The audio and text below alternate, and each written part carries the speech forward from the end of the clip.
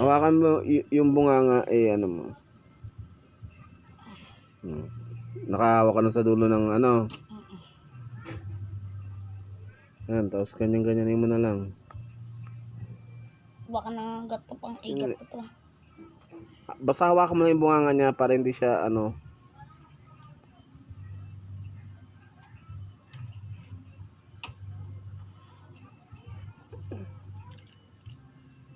Madulas talaga yan. Dapat tinanong mo muna yung kamay mo ng abo eh.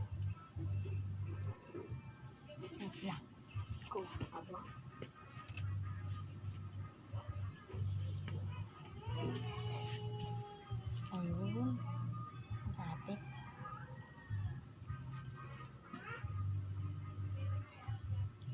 Hawakan mo yung dulo ng taga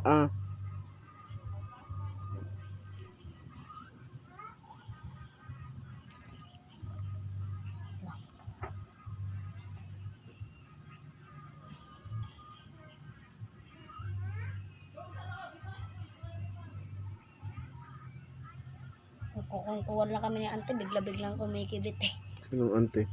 Diyan o yung nanay ni Aaron. Kahit nangangawil din siya? Nakahuli naman siya, dalag. Eh, madawi. Labo ng tubig eh.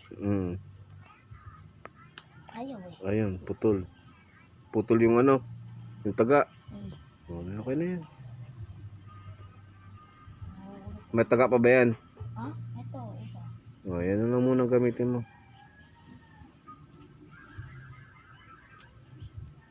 Paputulin na lang ito.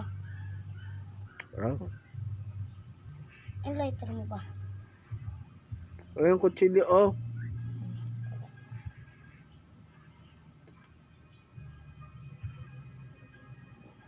yung beads niya.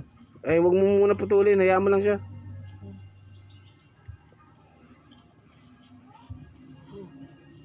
Kainin ng aso na. Patingin. Medyo malaki-laki na yan.